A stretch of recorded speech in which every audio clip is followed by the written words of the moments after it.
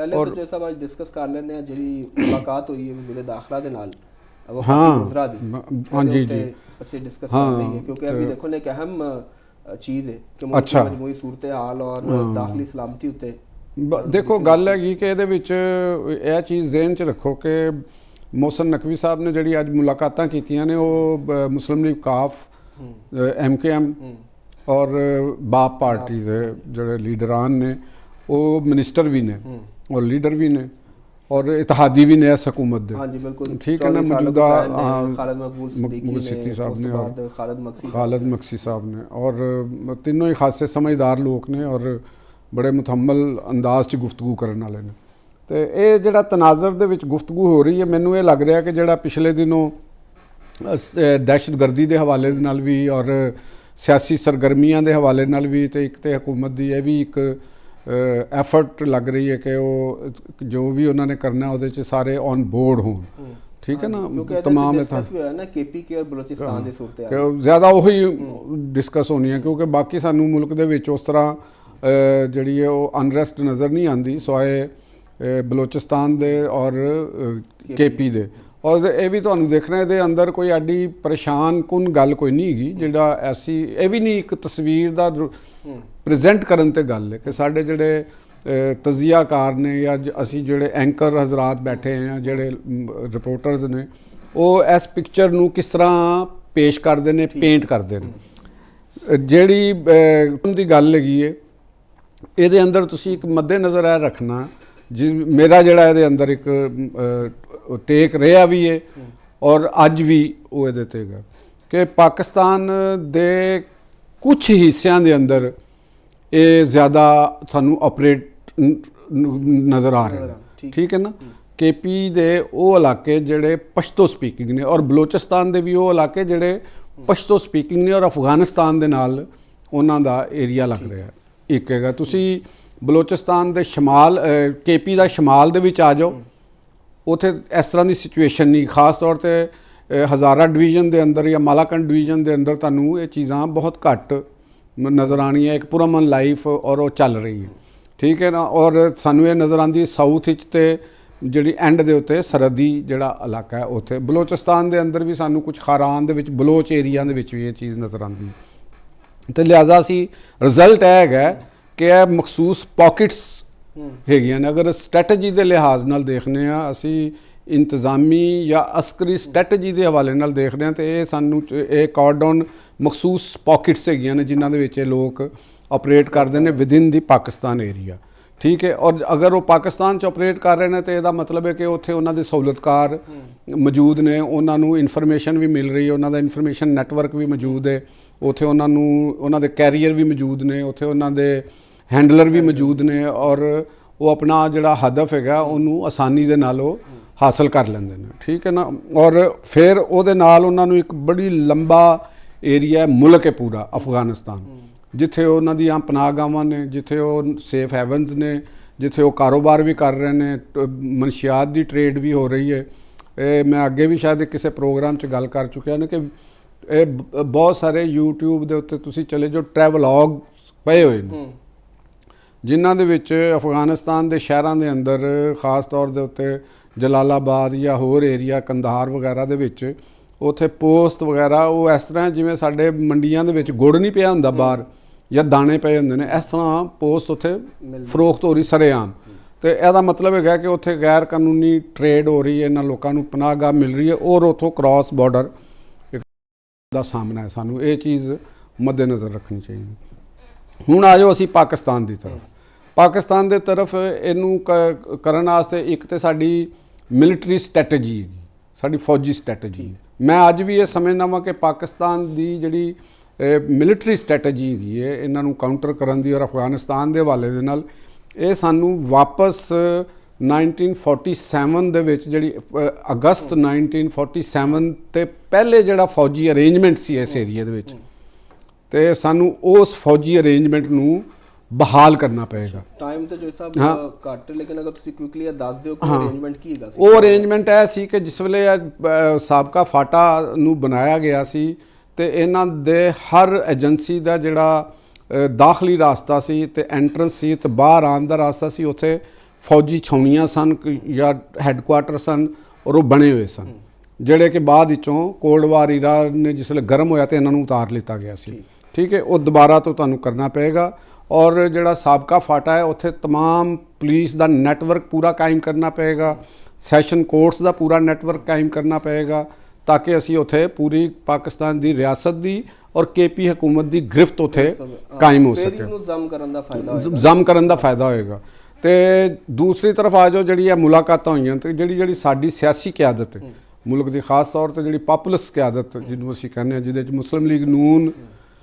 ਔਰ people's party ਔਰ PTI ਔਰ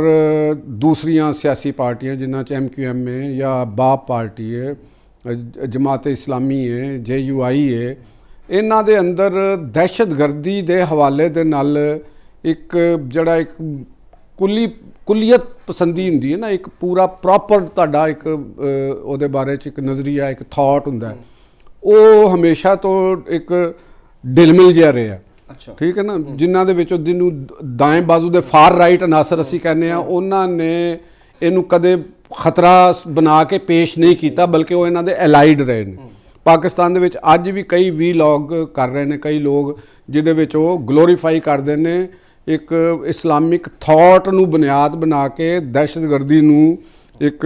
ਉਹਦੇ ਜਾਇਜ਼ ਕਰਾਰ ਦੇਣ ਦੀ ਕੋਸ਼ਿਸ਼ ਕਰਦੇ ਨੇ, ਉਹਨਾਂ ਨੂੰ ਹੱਕ ਦੇ ਉੱਤੇ ਕਰਨ ਦੀ ਕੋਸ਼ਿਸ਼ ਕਰਦੇ ਨੇ। ਅੱਛਾ ਚੋਏ ਸਾਹਿਬ, ਇਹਦੇ ਵਾਲੇ ਨਾਲ ਤੇ ਜਿਹੜਾ ਨੈਸ਼ਨਲ ਐਕਸ਼ਨ ਪਲਾਨ ਬਣਿਆ ਸੀ ਉਹ ਤੇ ਸਾਰੀ ਪਾਰਟੀਆਂ ਦਾ ਵੀ ਉਹਦੇ ਤੇ ਕੰਸੈਂਸਸ ਸੀ। ਫਿਰ ਜਦੋਂ ਪੈਗਾਮੇ ਪਾਕਿਸਤਾਨ ਆਇਆ ਸੀ ਉਹਦੇ ਤੇ ਦੁਨੀਆ ਭਰ ਦੇ ਉਲਮਾ ਜਿਹੜੇ ਨੇ ਉਹਨਾਂ ਨੇ ਉਹਦੇ ਤੇ ਦਸਤਖਤ ਕੀਤੇ ਔਰ ਉਹ ਕੀਤਾ, ਤੇ ਤੁਹਾਨੂੰ ਉਹਦੀ ਇੰਪਲੀਮੈਂਟੇਸ਼ਨ ਦੇ ਮਸਾਇਲ ਲੱਗਦੇ ਨੇ ਕਿ ਨੈਸ਼ਨਲ ਐਕਸ਼ਨ ਪਲਾਨ ਦੇ ਉੱਤੇ ਇੰਪਲੀਮੈਂਟ ਨਹੀਂ ਹੋਇਆ, ਇਸ ਲਈ ਇਹ ਪਾਰਟੀਆਂ ਦੇ ਵਿੱਚ ਵੀ ਚੀਜ਼ਾਂ ਉਹਦੀ ਗੱਲ ਉਹੀ ਗੱਲ ਆ ਰਹੀ ਹੈ ਕਿ ਹੁਣ ਤੇ ਇਹ ਦੀਨੀ ਜਮਾਤਾਂ ਰਹਿ ਗਈਆਂ ਜਾਂ ਫਾਰ ਰਾਈਟ ਐਲੀਮੈਂਟ ਰਹਿ ਗਿਆ, ਲੇਕਿਨ ਜਿਹੜੇ ਸੈਂਟਰ ਆਫ ਦੀ ਰਾਈਟ ਹੋਣ ਦਾ ਕਲੇਮ ਕਰਦੀਆਂ ਜਿਹੜੀਆਂ ਪੋਲੀਟੀਕਲ ਪਾਰਟੀਜ਼, ਜਿਨ੍ਹਾਂ 'ਚ ਖਾਸ ਤੌਰ ਤੇ ਮੈਂ ਮੁਸਲਿਮ ਲੀਗ ਨੂਨ ਔਰ PTI ਨੂੰ ਕਹਾਂਗਾ, ਜਿਨ੍ਹਾਂ ਨੂੰ ਦਹਿਸ਼ਤਗਰਦੀ ਦੇ ਖਿਲਾਫ ਸਟੈਂਡ ਲੈਣਾ ਚਾਹੀਦਾ ਸੀ, ਉਹਨਾਂ ਦੇ ਵਿੱਚੋਂ PTI ਨੇ ਤੇ ਮੁਕੰਮਲ ਤੌਰ ਦੇ ਉੱਤੇ ਇਸ ਚੀਜ਼ ਤੋਂ ਇਨਕਾਰ ਕਰਤਾ। ਉਹ ਇਸ ਹੱਦ ਤੱਕ ਚਲੀ ਗਈ ਕਿ ਸ਼ਾਇਦ ਸਾਡੀਆਂ ਜਿਹੜੀਆਂ ਫਾਰ ਰਾਈਟ ਪਾਰਟੀਆਂ ਨੇ ਵੀ ਤਾਲਿਬਾਨ ਦੇ ਹਵਾਲੇ ਦੇ ਨਾਲ, ਟੈਰਰਿਜ਼ਮ ਦੇ ਹਵਾਲੇ ਨਾਲ ਉਹ ਮੌਕਫ ਨਹੀਂ ਲਿਆ ਜਿਹੜਾ PTI ਨੇ ਲੈ ਲਿਆ। ਬਾਨੀ PTI ਨੇ ਕਿਹਾ ਕਿ ਉਹਨਾਂ ਨੂੰ ਇੱਥੇ ਦਫ਼ਤਰ ਬਣਾਉਣ ਦੀ ਇਜਾਜ਼ਤ ਦਿੱਤੀ ਜਾਏ, ਉਹਨਾਂ ਦੇ ਕਲਚਰਲ ਇੱਥੇ ਜਲਗਾਰ ਕਰਨ ਦੀ ਉਹਨਾਂ ਨੇ ਕੋਸ਼ਿਸ਼ ਕੀਤੀ। PTI ਦੇ ਪਲੇਟਫਾਰਮ ਨੂੰ ਪਾਪੂਲਸ ਪਲੇਟਫਾਰਮ ਦੇ ਜ਼ਰੀਏ ਪਾਕਿਸਤਾਨ ਦੇ ਉੱਤੇ ਉਹ ਮੁਸਲਤ ਕਰਨ ਦੀ ਕੋਸ਼ਿਸ਼ ਕੀਤੀ। ਤੇ ਇਹ ਜਿਹੜੇ ਮੋਹਸਨ ਨਕਵੀ ਸਾਹਿਬ ਦੀਆਂ ਮੁਲਾਕਾਤਾਂ ਲਈ ਅਸੀਂ ਵਾਪਸ ਆ ਜਾ, ਗੱਲ ਫੈਲ ਜਾਏਗੀ ਕਿ ਉਹਨਾਂ ਦਾ ਜਿਹੜਾ ਇਸ ਵਕਤ ਮੁਲਾਕਾਤਾਂ ਨੇ ਉਹ ਮੈਨੂੰ ਇਹ ਲੱਗ ਰਹੀਆਂ ਨੇ, ਔਰ ਇੰਜ ਹੋਣਾ ਚਾਹੀਦਾ ਕਿ ਮੁਲਕ ਦੀਆਂ ਜਿਹੜੀਆਂ ਗਵਰਨਮੈਂਟ ਦੇ ਵਿੱਚ ਜਮਾਤਾਂ ਨੇ ਇਹਨਾਂ ਨੂੰ ਦਹਿਸ਼ਤਗਰਦੀ ਦੇ ਹਵਾਲੇ ਨਾਲ ਇੱਕ ਆਪਣਾ ਰਿਜ਼ੋਲਵ ਸ਼ੋਅ ਕਰਨਾ ਚਾਹੀਦਾ ਕਿ ਅਸੀਂ ਦਹਿਸ਼ਤਗਰਦੀ ਦੀ ਕਿਸੇ ਸੂਰਤ ਹਮਾਇਤ ਨਹੀਂ ਕਰਾਂਗੇ, ਔਰ ਐਸੇ ਅਨਾਸਰ ਜਿਹੜੇ ਪਾਪੂਲਸ ਪਾਰਟੀਆਂ ਦੇ ਅੰਦਰ ਮੌਜੂਦ ਨੇ ਉਹਨਾਂ ਨੂੰ ਸਨਬ ਕੀਤਾ ਜਾਏਗਾ ਕਿ ਉਹ ਕੋਈ ਐਸੀ ਗੱਲ ਨਾ ਕਰਨ ਜਿਹਦੇ ਨਾਲ ਕੋਈ ਇਹੋ ਜਿਹਾ ਤਾਸਰ ਮਿਲਦਾ ਹੋਵੇ ਕਿ ਆਵਾਮ 'ਚ ਕਨਫਿਊਜ਼ਨ ਪੈਦਾ ਹੋ ਰਹੀ ਹੋਵੇ। ਤੇ ਜਿਹੜੀਆਂ ਹੈ ਕੋਈ ਆਲ ਪਾਰਟੀਜ਼ ਕਾਨਫਰੰਸ ਦੁਬਾਰਾ ਬੁਲਾਈ ਜਾਏ ਪਾਰਲੀਮੈਂਟ ਦੇ ਫਲੋਰ ਤੇ ਦੁਬਾਰਾ, ਮੇਰਾ ਨਹੀਂ ਖਿਆਲ ਕਿ ਇਹਨੂੰ ਬੁਲਾਉਣ ਦੀ ਕੋਈ ਜ਼ਰੂਰਤ ਹੈਗੀ ਹੈ। ਹੁਣ ਕਿਆ ਇਹਦੇ ਬਾਰੇ 'ਚ ਕੋਈ ਨਵੀਂ ਸਟ੍ਰੈਟਜੀ ਦੀ ਜ਼ਰੂਰਤ ਰਹਿ ਗਈ ਹੈ? ਹਜ਼ਾਰਾਂ ਮਤਲਬ ਇਹ ਤਾਂ ਬਣ ਚੁੱਕਿਆ ਸਾਰਾ ਕੁਝ ਬਣ ਚੁੱਕਿਆ, ਉਹਦੇ ਤੇ ਅਮਲ ਕਰਨ ਦਾ ਇਹ ਤੇ ਤੁਸੀਂ ਫਿਰ ਇਹਦਾ ਮਤਲਬ ਕਿ ਡਿਲੇਇੰਗ ਟੈਕਟਿਕਸ ਨੇ ਕਿ ਜੀ ਆਲ ਪਾਰਟੀਜ਼ ਇਲੈਕਸ਼ਨ ਬੁਲਾਓ, ਫਲਾਨਾ ਬੁਲਾਓ, ਵੀ ਕਿਉਂ ਹਰ ਵਾਰੀ ਤੁਹਾਨੂੰ ਬੁਲਾਣਾ? ਗੱਲ ਤੋਂ ਲੈ ਰਿਹਾ ਕਿ ਆਲਰੇਡੀ ਤੇ ਚੀਜ਼ਾਂ ਮੌਜੂਦ ਨੇ ਨਾ, ਸਭ ਕੁਝ ਮੌਜੂਦ ਹੈ। ਹਾਂ, ਤੇ ਸਖਤੀ ਨਾਲ ਉਹਨੂੰ ਇੰਪਲੀਮੈਂਟ ਕਰੋ। ਫੌਜ ਕਰ ਰਹੀ ਹੈ, ਸਾਡੀਆਂ ਏਜੰਸੀਆਂ ਕਰ ਰਹੀਆਂ ਨੇ, ਸਾਡੇ ਇੰਟੈਲੀਜੈਂਸ ਅਦਾਰੇ ਕਰ ਰਹੇ ਨੇ, ਤੇ ਜਿਹੜੀਆਂ ਸਾਡੀ ਸਿਆਸੀ ਜਮਾਤਾਂ ਨੇ ਜਿਹੜੀਆਂ ਗਵਰਨਮੈਂਟ 'ਚ ਸ਼ਾਮਲ ਨੇ, ਇਹ ਆਪਣੇ ਤੌਰ ਦੇ ਉੱਤੇ ਬਤੌਰੇ ਪੋਲੀਟੀਕਲ ਪਾਰਟੀਜ਼ ਜਿਹੜਾ ਨਾ ਉਹ ਵੀ ਇੱਕ ਬੜਾ ਦਲੇਰਾਨਾ ਸਟੈਂਡ ਲੈਣ, ਤਾਂ ਕਿ ਉਹਨਾਂ ਨੂੰ ਦਹਿਸ਼ਤਗਰਦਾਂ ਨੂੰ ਜਿਹੜੀ ਕੋਈ ਅਵਾਮੀ ਇੱਕ ਸਪੋਰਟ ਮਿਲਣ ਦੀ ਹੈ ਉਹ ਵੀ ਕੋਈ ਕੋਸ਼ਿਸ਼ ਹੋ ਰਹੀ ਹੈ। ਮੇਰਾ ਖਿਆਲ ਹੈ ਕਿ ਇੱਕ ਤਾਂ ਇਹਨਾਂ ਨੇ ਕੀਤਾ ਕਿ ਅਸੀਂ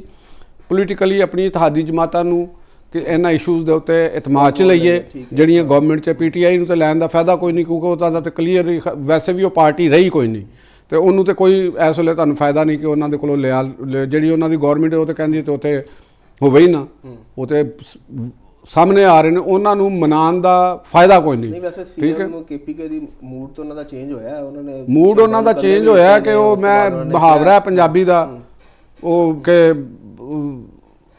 ਦਾਲ ਲੱਗੀ ਬਟਨੇ ਤੇ ਹੁਣ ਉਹ ਨਿਆਜ਼ ਲੱਗੀ ਬਟਨੇ ਵਾਲਾ ਹਿਸਾਬ ਹੈਗਾ ਕਿ ਮਜਬੂਰੀ ਦੇ ਆਲਮ ਵਿੱਚ ਨਿਆਜ਼ ਬਾਂਟਣੀ ਪੈ ਰਹੀ ਹੈ ਉਹਨਾਂ ਨੂੰ। ਉਹ ਦਿਲੋਂ ਕੋਈ ਨਹੀਂ ਚਾਹੁੰਦੇ, ਉਹਨਾਂ ਦੇ ਜਿਹੜੇ ਨੇ ਉਹ ਸ਼ਫੀਉੱਲਾ ਜਾਨ ਉਰਫ ਮੇਰੀ ਜਾਨ ਮੈਂ ਉਹਨਾਂ ਨੂੰ ਕਹਿੰਦਾ ਹੁੰਦਾ, ਪਤਾ ਨਹੀਂ ਉਹ ਕਿਹਦੀ ਜਾਨ ਨੇ, ਤੇ ਹੋ ਸਕਦਾ ਕਿਸੇ ਦੀ ਜਾਨ ਵੀ ਹੋਣਗੇ, ਉਹ ਇਹੋ ਜਿਹੇ ਬੰਦੇ ਜਿਹੜੇ ਨੇ ਇੱਕ ਮੈਂ ਸਮਝਦਾ ਕਿ ਬਿਲੋ ਦੀ ਐਵਰੇਜ ਮੈਂਟੈਲਿਟੀ ਦੇ ਹਾਮਲ ਅਗਰ ਕਿਸੇ ਮੁਲਕ ਦੇ ਉੱਤੇ ਕਿਸੇ ਸੂਬੇ ਦੇ ਅਫੇਅਰਸ ਨੂੰ ਚਲਾਉਣ ਲੱਗ ਪੈਣ ਤੇ ਉਹਦਾ ਅੱਲਾ ਹੀ ਹਾਫਜ਼ ਹੈ, ਜਿਵੇਂ KP ਦਾ ਅੱਲਾ ਹਾਫਜ਼ ਹੋਇਆ ਹੈ। ਠੀਕ, ਕਿਉਂਕਿ ਉਹ ਸਾਨੂੰ ਉਹਨਾਂ ਦੇ ਨਜ਼ਰ ਆ ਰਹੇ ਨੇ, ਕੋਈ ਮੀਨਾ ਕੁਮਾਰੀ ਹੈ, ਕੋਈ ਮੀਨਾ ਖਾਨ ਪਤਾ ਨਹੀਂ ਕੀ ਉਹ ਬੰਦਾ ਹੈ, ਉਹ ਜਿਹੇ ਲੋਕ ਨੇ ਜਿਨ੍ਹਾਂ ਦੇ ਵਿਜ਼ਨ ਤੁਹਾਡੇ ਸਾਹਮਣੇ ਨਜ਼ਰ ਆਉਂਦਾ, ਉਹਨਾਂ ਦੀ ਗੁਫ਼ਤਗੂ ਤੋਂ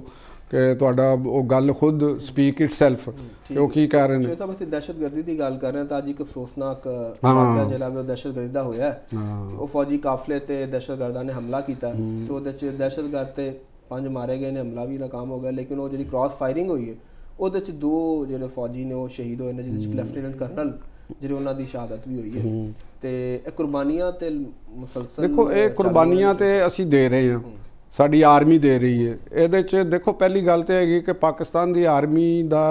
ਦੇ ਹੌਸਲੇ ਇਸ ਤੋਂ ਹੀ ਤੁਸੀਂ ਲਾ ਲਓ ਕਿ ਕਿੰਨੇ ਬੁਲੰਦ ਨੇ, ਔਰ ਦਹਿਸ਼ਤਗਰਦਾਂ ਦੇ ਖਿਲਾਫ ਲੜਾਈ ਲੜਨਾ ਕੋਈ ਆਸਾਨ ਕੰਮ ਨਹੀਂ ਹੈਗਾ, ਔਰ ਛੁਪੇ ਹੋਏ ਦੁਸ਼ਮਣ ਦੇ ਕਿ ਤੁਹਾਡੇ ਉਹ ਹਿਊਮਨ ਸ਼ੀਲਡ ਨੂੰ ਵੀ ਲੈ ਰਹੇ ਨੇ, ਉਹਨਾਂ ਨੂੰ ਇੱਕ ਪਾਸੇ ਬਿਆਨੀਆਂ ਦੀ ਵੀ ਮਦਦ ਮਿਲ ਰਹੀ ਹੈ, ਔਰ ਸਾਡੇ ਮੁਲਕ ਦੇ ਵਸਾਇਲ ਲੈ ਰਹੇ ਨੇ ਉਹ ਲੋਕ, ਤੇ ਉਹਨਾਂ ਦੇ ਹੁੰਦਿਆਂ ਅਗਰ ਅਸੀਂ ਇਹ ਕੰਮ ਕਰ ਰਹੇ ਹਾਂ ਤਾਂ ਮੇਰਾ ਖਿਆਲ ਹੈ ਕਿ ਪਾਕਿਸਤਾਨ ਨੂੰ ਇੱਕ ਬਹੁਤ ਵੱਡੀ ਔਰ ਖਤਰਨਾਕ ਲੜਾਈ ਦਾ ਸਾਹਮਣਾ ਹੈ। ਔਰ ਜਿੰਨੇ ਵੀ ਸਾਡੀਆਂ ਸਿਆਸੀ ਜਮਾਤਾਂ ਨੇ, ਇੰਟੈਲੈਕਚੁਅਲਸ ਨੇ, ਸਭ ਨੂੰ ਇਹਦੇ ਖਿਲਾਫ ਇੱਕ ਮੁਕੰਮਲ ਔਰ ਮੁਤਹਿਦ ਲੈਣਾ ਪਏਗਾ, ਔਰ ਜਿਹੜਾ ਨਹੀਂ ਲੈਂਦਾ ਤੇ ਮੈਂ ਸਮਝਦਾ ਕਿ ਉਹਨੂੰ ਠੋਕਿਆ ਜਾਵੇ। ਉਹਦਾ ਇਲਾਜ ਹੋਰ ਕੋਈ ਨਹੀਂ ਹੈਗਾ, ਅਕੋਰਡਿੰਗ ਟੂ ਦੀ ਲਾ ਔਰ ਅਕੋਰਡਿੰਗ ਟੂ ਦੀ ਕਾਨੂੰਨ, ਉਹਦੇ ਤੇ ਪੂਰਾ ਕਾਨੂੰਨ ਇੰਪਲੀਮੈਂਟ ਕੀਤਾ ਜਾਵੇ, ਕਿਉਂਕਿ ਉਹ ਇਸ ਮੁਲਕ ਵਿੱਚ ਰਹਿ ਰਿਹਾ। ਅਗਰ ਉਹ ਇਸ ਮੁਲਕ ਦੇ ਆਵਾਮ ਦੇ ਮਫਾਦਾਤ ਦੇ ਅਗੇਂਸਟ ਕੋਈ ਕੰਮ ਕਰ ਰਿਹਾ ਤੇ ਉਹਦੇ ਤੇ ਉਹਦੀ ਤਾਜ਼ੀਰ ਜ਼ਰੂਰ ਉਹਦੇ ਤੇ ਲੱਗਣੀ ਚਾਹੀਦੀ ਹੈ, ਕਿਉਂਕਿ ਪੂਰੀ ਦੁਨੀਆ ਦੇ ਵਿੱਚ ਕੋਈ ਮੁਲਕ ਇਸ ਤਰ੍ਹਾਂ ਬਰਦਾਸ਼ਤ ਨਹੀਂ ਕਰ ਸਕਦਾ ਕਿ ਉਹ ਆਪਣੇ ਮੁਲਕ ਦੇ ਖਿਲਾਫ ਕੋਈ ਬਿਆਨੀਆ ਬਣਾਏ।